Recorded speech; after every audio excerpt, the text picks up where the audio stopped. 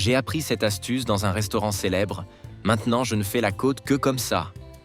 Pour commencer, on va utiliser 1 kg de côte de porc coupées en morceaux. Je vais passer chaque morceau de côte de porc dans la farine de blé jusqu'à ce que ce soit complètement couvert. Et avant que j'oublie, dis-moi de quelle ville tu me regardes pour que je t'envoie un salut spécial. Le salut d'aujourd'hui va à Mathieu Laurent, de Toulouse, Haute-Garonne. Je suis vraiment content que tu aimes nos recettes.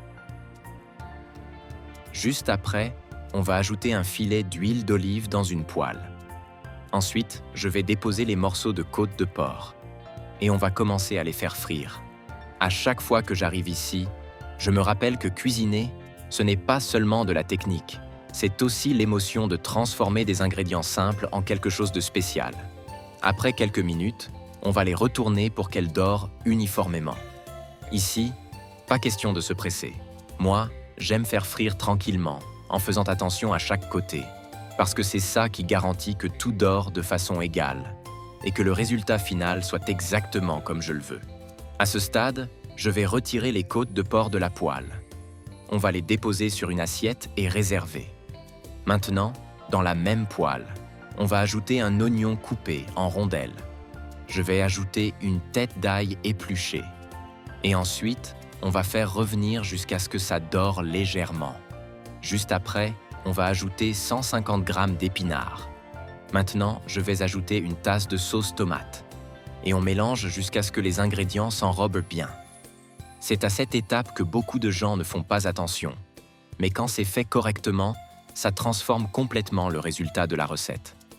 Juste après, je vais ajouter une demi-tasse d'eau, une cuillère à café de sel, une demi-cuillère à café de poivre noir, une cuillère à café de chimichurri, une demi-cuillère à café de poivre de Calabre.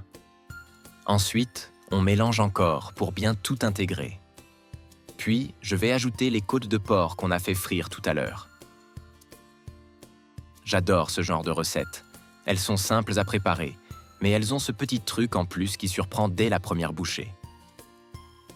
Maintenant, on va ajouter de la bière, en la versant par-dessus les côtes de porc comme ça. Juste après, je couvre et je laisse cuire pendant 10 minutes. À ce stade, on va sortir ces côtes de porc bien juteuses de la poêle et les déposer sur une assiette. J'aime ce type de recette parce qu'elles tiennent exactement leurs promesses. Pas d'étapes compliquées, pas d'ingrédients difficiles à trouver. Et pourtant, ça en jette. L'odeur, le visuel, le goût, tout est incroyable. Fais-la chez toi aussi et après tu me dis ce que tu en as pensé.